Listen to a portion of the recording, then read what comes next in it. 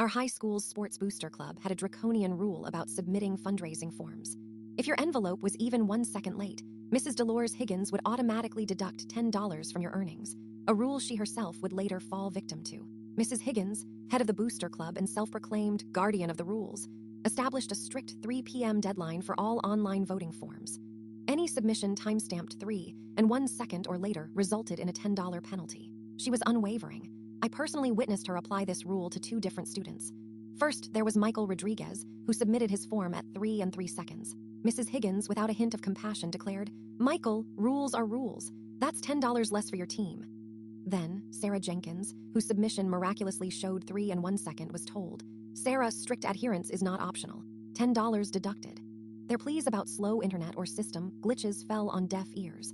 Mrs. Higgins exhibited a classic case of attribution bias, where she attributed their lateness to character flaws rather than situational factors. I had $75 on the line for my volleyball team, a huge amount for a high school student.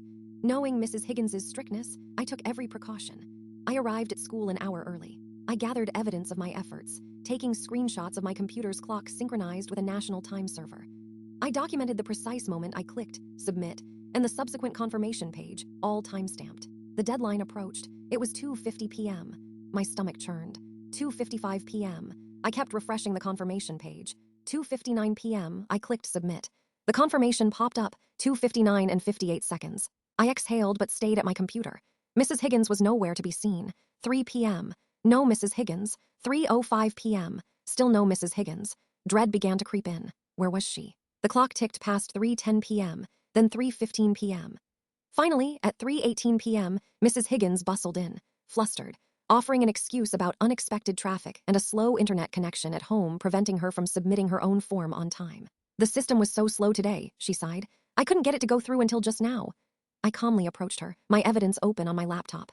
"Mrs. Higgins," I stated, referencing the Booster Club bylaws, page 7, section B. "The rule states any submission after 3 and 0 seconds incurs a $10 penalty." Several other students, having learned from Michael and Sarah's experiences, discreetly filmed the exchange on their phones. Just then, Mr. Harrison, the school principal, walked in, form confirmation in hand.